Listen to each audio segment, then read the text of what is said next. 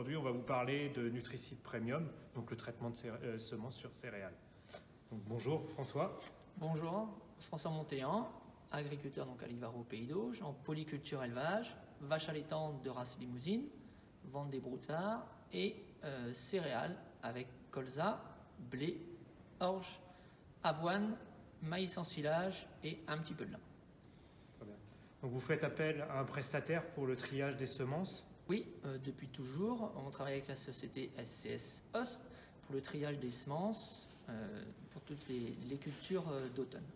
Voilà. Depuis 2 ans, la SCS Ost nous fait la publicité du Nutricide Premium. Donc la saison dernière, nous avons semé les céréales, notamment du blé derrière du maïs. On l'a testé sur une partie de la sole. Pour voir un peu les résultats, on avait des soucis un peu de mise en place des cultures sur des blés semés au-delà du 1er novembre dans les terres froides et humides. Le résultat s'est révélé concluant, positif. Donc on a renouvelé l'expérience cette année et on a traité l'ensemble des semences semées à l'automne avec le produit Nutricide Premium. Les sols limons sont très froids, notamment au printemps, avec du mal à se réchauffer pas avant le 10-15 mai. Les blés sont souvent violacés et ont du mal à reprendre. Le premier apport d'azote se fait avec des blés souvent chétifs. D'où l'intérêt d'avoir un blé un peu plus enraciné, un peu plus vigoureux avant l'entrée d'hiver. Oui, pour se défendre notamment par rapport au climat et puis à l'humidité, souvent chez nous en Normandie, aux excès d'eau. D'accord.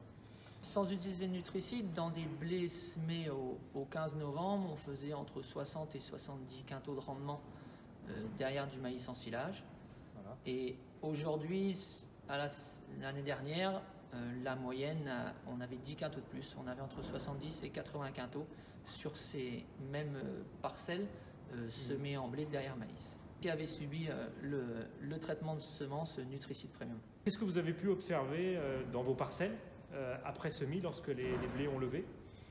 On a déjà vu une levée plus homogène et puis surtout beaucoup plus de pieds bien levés, un meilleur enracinement et un effet vert important. Meilleur talage et donc une meilleure protection pour l'hiver, pour passer l'hiver, et beaucoup plus de pieds au printemps dans des ronds où l'eau stagnerait un peu et serait un peu plus humide et où les pieds mourraient avant.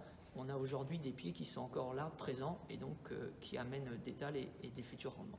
Donc des parcelles plus homogènes, avec un redémarrage plus homogène. Oui, des parcelles beaucoup plus homogènes qui vont permettre ce redémarrage-là, et puis qui couvrent le sol beaucoup plus rapidement, qui permet de couvrir quelques mauvaises herbes qui seraient sorties après les derniers désherbages de printemps.